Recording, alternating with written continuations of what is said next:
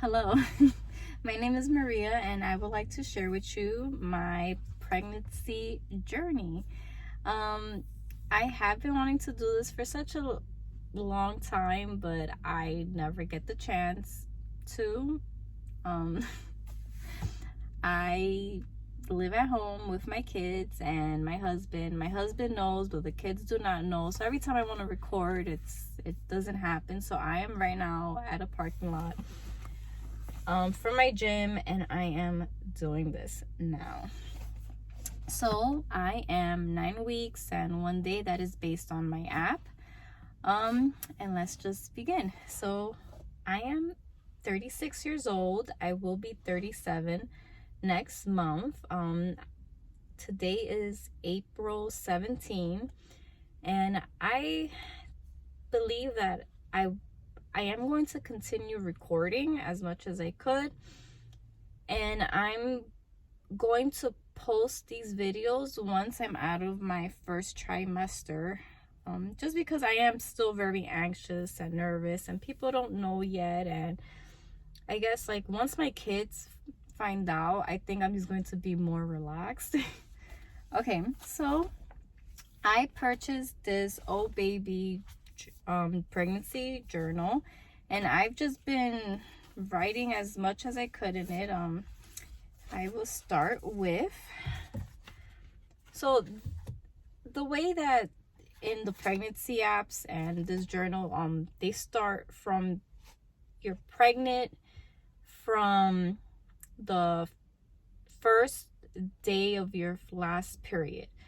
And so you're not pregnant because you have your period. So it's just like, this is new to me, so I'm just trying to like learn all of this now. So this is a pretty cool journal. I got it on Amazon. It says "Oh Baby," Erin Condren. Sorry if I said the name wrong. It's a pregnancy journal, and I got it on Amazon, and it's really cute. It has little stickers, and when you write your, like, you could write your cravings, your health, the size of the baby, and whatever you want to write. And then there's other stuff in there that's pretty cool, like what happens at the doctor visit, and baby names and things that you probably would need. Okay, so let's start with, I want to say like week 1 you didn't know, so I'll say what was happening around that time. I was going to the gym around 5 to 4 times a week. I got myself a coach because I wanted to become a bikini competitor. So this pregnancy was not planned, and this is such like exciting, but I'm very nervous and it's just like a lot of emotions right now. So I will continue with that right now. So week 1, yeah, I was going to the gym and work. I do work full time. And that was, and my kids, like my youngest one, he is 11 years old. This will be my second pregnancy. So my first pregnancy was 11 years ago. So between my husband and I, we have 4 kids, and this is going to be an exciting, I'm trying to be as positive as possible journey. I think I mentioned my age. I'm 36, so next month I will be 37. And so yeah, so that's what was happening in week 1. I was prepping and going to the gym. The same thing with week 2. I just wrote what was happening around that time. So week 3, this is when I'm going to guess that I'm pregnant. So I'm going to mention the symptoms that I was having that week, which is going to be a little bit tricky because that's the week that I found out I had COVID. So I wasn't feeling well at work. No, I mean, not say that. What I mean, I wasn't feeling you went to work not feeling good. That's not what I'm trying to say. I had back pain that started around the afternoon, and I thought that the back pain was from going to the gym the day before because I worked out my back and my shoulders. So that's what I thought the back pain was for. So when I was just like irritated. I just wanted to get home, get comfortable. And as soon as I did that, I still was not feeling better. Like the back pain was turning into like body ache. Like now it wasn't just only my back. It was starting to be my hips, and I started getting a horrible headache throughout the night that I was not able to sleep. And it was one of the worst headaches I've had in my life. I do not remember having something like that in the past. And I took Tylenol, and it was not helping at all. I remember I was crying because of how bad the headache was, and I just wanted to go to sleep and I couldn't. And so the next day, I did not go to work because I was also developing chills. Like developing? No, I don't know. But I had a fever of 100.1, and I went to urgent care, and they did a test, and I came out positive. So as of yet, those were still my only symptoms. I had to quarantine, and they didn't give me any medication because I don't know if it's that they don't, or it's just I wasn't that bad. So I went home, I was quarantined, and it wasn't like my COVID symptoms wasn't that bad. Like I was fine, and it was just scary because of everything that you hear, what's happening. And I was like, I hope this is just it, that nothing else happens. And then I was also scared. I was just like, I hope I didn't get anyone else sick, like, because at my job we all have our mask on, and constantly like paranoid of getting sick. And I also have kids, and I was like, oh, I hope no one else gets it. So the good thing is that no one else at my house got COVID. My husband tested a few times before he went back to work because he also quarantined. Well, all of us did. We all stayed home for the amount of time that they told us to stay home. And he always tested negative. And yeah, so that was my COVID experience, which I'm very grateful that that's all that happened, because it's just with everything that's happening, it's just very like intense, I guess. So back to my pregnancy. So this was just my first week of pregnancy, my first week of COVID. The following week, so week 3 was the first week of COVID. Week 4 is when I was getting other symptoms that was just weird, and I didn't think much of it because I just thought it was COVID. Like the symptoms were that I was getting heartburn, I was having constipation, and when I would get up out of bed, I was getting a little bit lightheaded. So once I will be up for a while, like the lightheaded part will go away, and my appetite was just off. Like I didn't really want to eat anything, and I was getting nauseous. Oh, week 3, everything smelled so bad, and it was making me nauseous. So I'm going to say that's the pregnancy, because I wasn't thinking pregnancy just because I thought you were supposed to lose your smell and taste, but I was smelling everything. I did on week 4 lose my smell and taste. So I'm going to guess that was COVID. Ooh, I'm out of breath. So week 4, I was sitting down and I'm quarantined in my room because I was still under quarantine days, and my boobs started to hurt. And I was just like, and I knew my period was supposed to come soon, but not yet. And my boobs never hurt when I'm about to get my period. So that was like my first, like, am I pregnant? Like, so I started Googling like pregnancy symptoms, but then they started like kind of going with the COVID symptoms, like backache, well, that was just the only COVID symptom.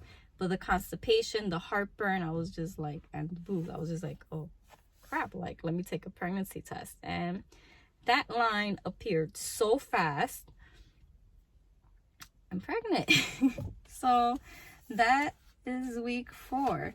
Let me see, did I write anything for week 5? I'll just read. Okay, yeah, I did.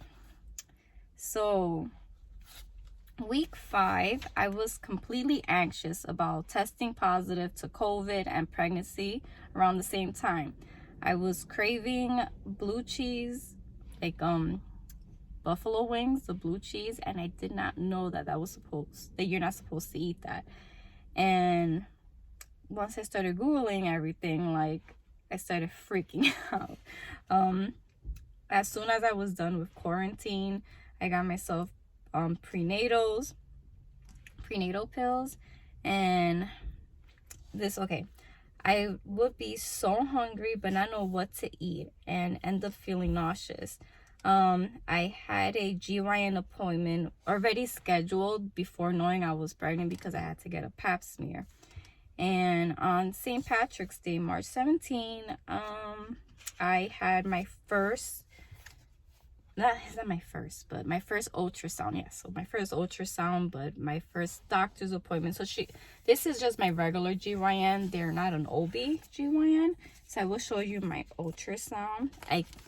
The lady was like, we're not supposed to do this. Well, not that she's not supposed to, but she was just like, we don't really do this because it's still so early at this time. Oh, this one,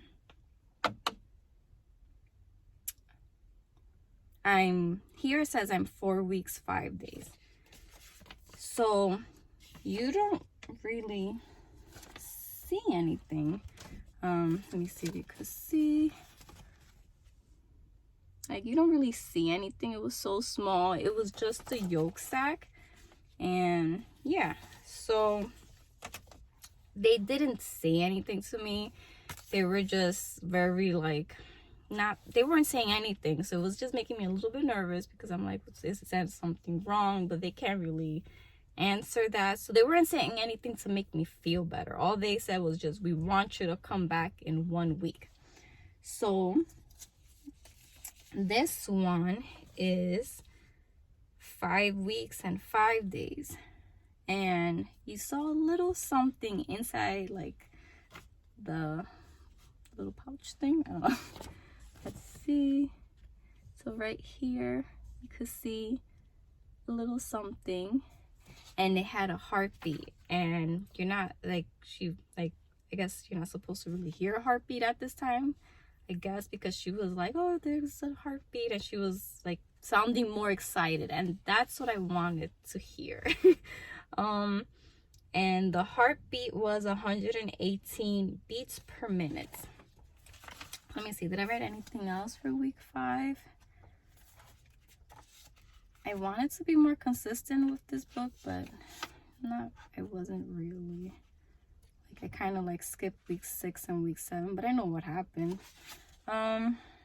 So yeah, I got the prenatals. I went to my GYN. So I read everything that I wrote for week 5. So other symptoms that I was having, now at this point, I'm waking up almost every 2 hours to go to pee. And around week 5 and 6, every time I would go to sleep on one side, my hips would hurt so much. It was a little numbing feeling that I would have to keep flipping over. And I was still around week 5 and 6, I was still waking up so nauseous.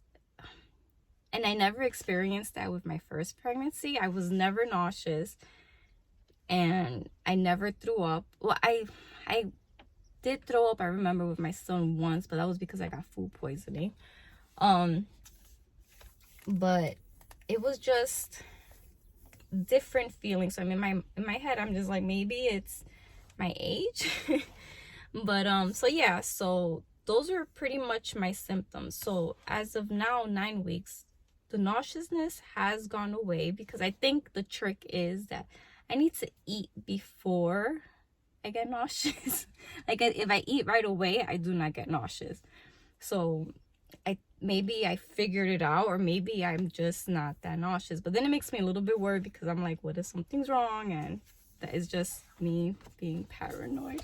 So that was pretty much what was happening around week 6 and 7, 5, 6, and 7. So it was just like,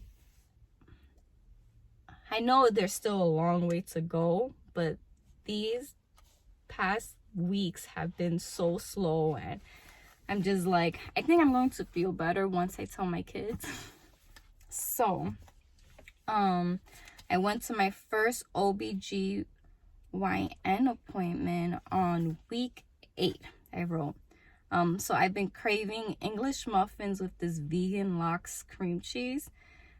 And I wrote, I finally saw my OBGYN, got to see the baby move a lot. I wanted to hear the heartbeat because I wanted her to tell me what was a heartbeat per minute, but she wasn't saying anything. Like, not that she wasn't saying anything, she didn't tell me the heartbeat, and I didn't get to hear it. I know that in the other rooms I was hearing the heartbeats. They were playing it for other moms, and she just didn't play it, and I wanted to hear it. And I was like, oh, so do you see the heartbeats per minute? And she just didn't answer that. And she just went like, oh, look, the heartbeat is here and it's beating, and the baby was moving, and like it had like little knobs and it was like moving. And I was just like, I guess I got distracted like with the whole baby movement that I never found out the heartbeats per minute. And I was just like just seeing the baby, and I was so happy. I'm like, okay, it's moving and I'm happy. And she started saying because of my age, I need to do extra screenings. So she wants me to go to a genetic counseling. She gave me a prescription. I already made all those appointments. And they need to do a carrier screening. And she didn't say this to me. She just told me, she gave prescriptions of what I had to do, but she didn't explain the screening parts. All she said, because of my age, I'm going to have to do the amniotic fluid. Am I saying it right? And in my mind, that's when they put an injection close to the baby to take out the fluid and things that's very invasive. And she wasn't explaining these parts to me, and I was just like, not, and that's the thing, like, I wasn't asking either. Sorry. Out of breath, I'm thirsty. And I was just like nodding my head, like, I need to like speak up more for myself, and I need to be prepared with questions the next time I go. So when I go to the front, they gave me the prescription for the genetic counselor, and they gave me a box. And they're like, you have to call this. They have to come to your house. You have to get blood work. So you have to get. So they gave me a prescription for that.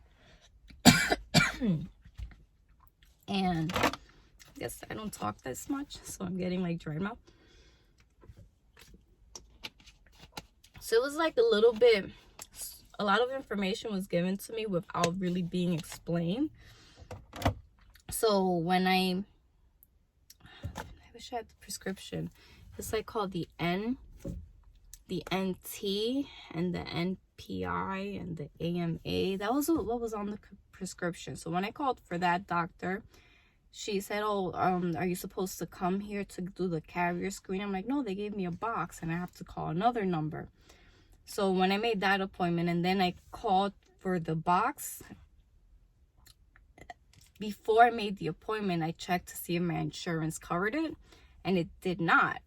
So I was just like, why would they tell me to do this when at this other place, I'm not sure, but I did ask when I called again if my insurance will cover it, and they were like, they'll find a plan where my insurance could cover it. So I'm not sure yet if my insurance will cover it.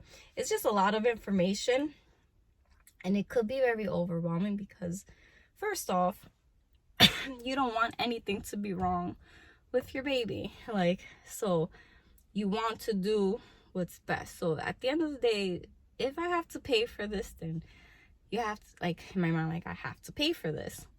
But it was just like, why would they not just do it in one place where my insurance possibly does cover it, and or just give me a box where you have to.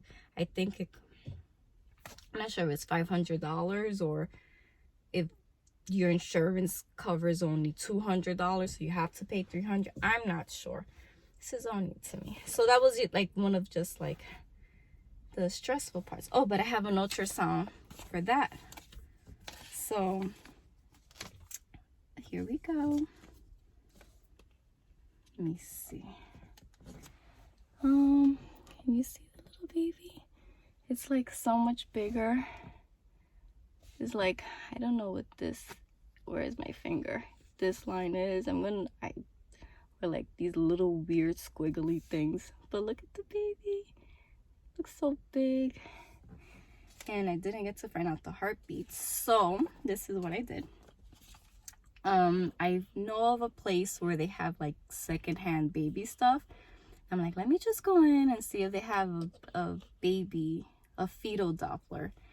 And they did. They had it for $20. It was used, and I just cleaned it once I got home. And they even had like the ultrasound. They had the ultrasound gel. And I went home, and it took a while to be able to find the heartbeat.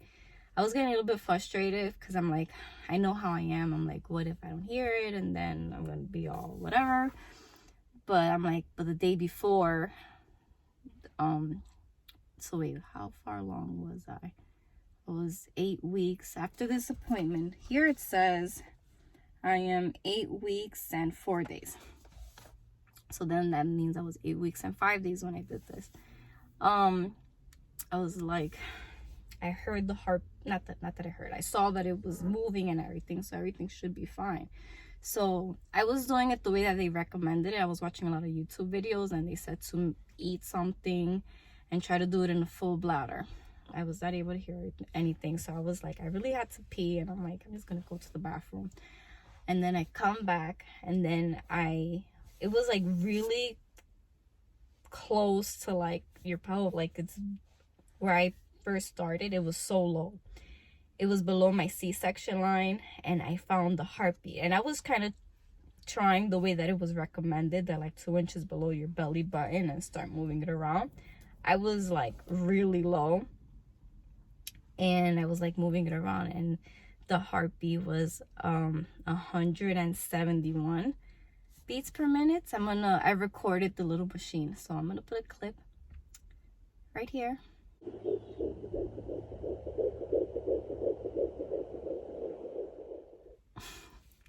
And yeah, and that is what's going on so far with my pregnancy journey, my pregnancy symptoms, the nauseousness. I don't want to, like I said, like I want to be nauseous because it makes me feel like, you know, everything is fine, but at the same time it's like I don't want to be nauseous, but I'm not, and I've been feeling good. I wanted to mention that I have not been going to the gym. As soon as I found out that I was pregnant, I also had COVID, so I couldn't come to the gym because I was quarantined. But then, so I got myself a coach before getting pregnant, because I wanted to become a bikini competitor. And the coach is pretty, it's not that they are expensive. They're not expensive. Okay, depends on the person. Is it expensive? To me, it is, because like now I'm having a baby, and now I need to start thinking financially smart. The reason why I have not paused this or canceled it or anything is because this has been my only motivation to come to the gym, and I'm not really moving around as much as I would like because I am so tired.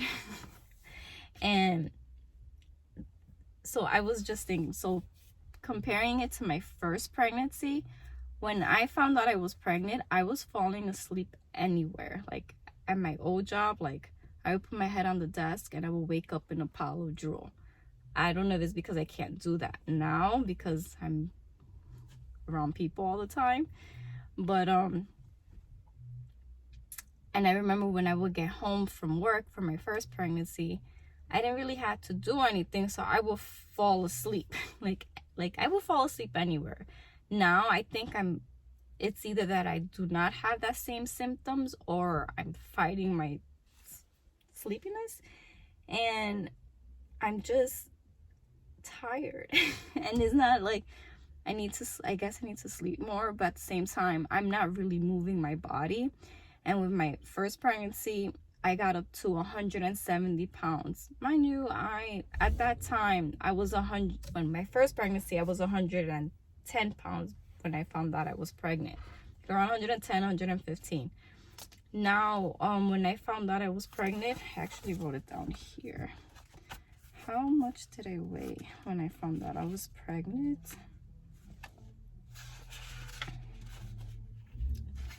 Around 117 pounds. So I'm going to guess maybe I'm 120 now. I have to weigh myself.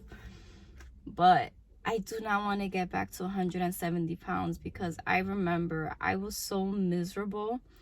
And towards my 7 months, I started getting, I'm going to believe it was sciatica pain, that I will have to, anywhere I will walk, like let's say the 10th step, I will get this sharp pain and I will have to start walking sideways and like hold my stomach. I even had like the belt and everything, and I just don't want to do that to my body again. And I want to try to be strong, and my goal is going to be that I go to the gym at least 3 times a week, but try to walk every day. And the doctor said that she does want me to work out because I was doing it already. So yeah, I need to figure this out. And it's already 26 minutes. And then I guess that's my update. And I'm so happy I was able to do this. So yeah, I can't wait to keep on giving updates. All right, bye guys.